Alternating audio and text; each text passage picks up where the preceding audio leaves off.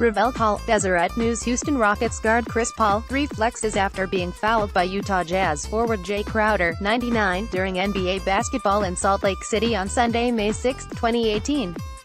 Jazz HOU Salt Lake City, trailing 2-1 in the Western Conference semifinals series. James Harden already knew the Utah Jazz would come out swinging in Game 4 at Vivint Arena Sunday. So Harden didn't waste any time capitalizing on the moment. "We are just as desperate," Harden said ahead of the tip-off. "We didn't do anything but get home court advantage back."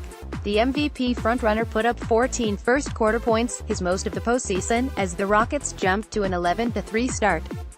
Harden ended with 24 points, 4 rebounds, 4 steals and 3 assists to help the Rockets take a commanding 3-1 series lead with a 100-87 victory.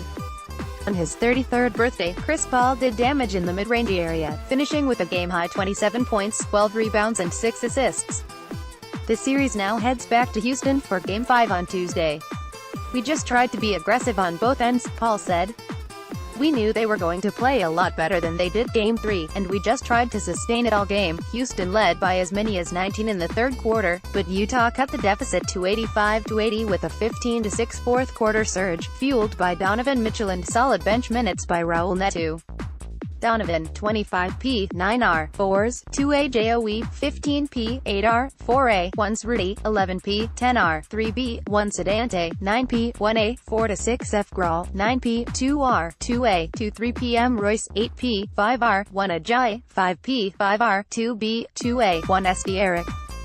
5p, 1a, 1s pic.twitter.com/SW1Cumicles, Utah Jazz, at Utah Jazz, May 7, 2018. Mitchell would eventually foul out with less than a minute remaining in regulation, but received a standing ovation as he finished with a team-high 25 points, 9 rebounds and 2 assists while going 8 for 24 from the field. "We haven't been as connected as we should have been," Mitchell said. "The last 15-16 minutes of this game we saw how connected we could be, moving the ball, playing well. Throughout the entire game, we moved the ball pretty well, but we were on a different level in Game 22, and I think we've just got to get back to that." Jae Crowder made his first start of the season for the Jazz since being acquired from Cleveland in the 3-team deal in February. Crowder started in place of Derek Favors once the team announced that he would be available as a game-time decision. Favors suffered a left ankle sprain in Game 3 and went through his pre-game warm-up before being cleared to play.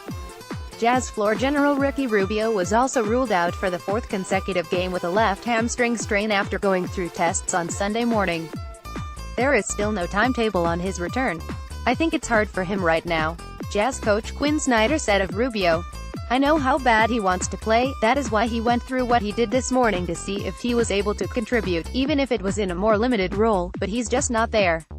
Clint Capella was also solid for the Rockets with 12 points, 15 rebounds, 2 steals and 6 swats, while Rudy Gobert was a -27 on the floor with 11 points, 10 rebounds and 3 blocks against him. Paul cited Capella's rim protection as huge as he was able to alter shots and be aggressive in the paint. 5 of Capella's swats were in the final 3 minutes of the game as the Rockets outscored the Jazz 50-42 in the paint. "I don't know, just playing the game," Gobert said of his performance.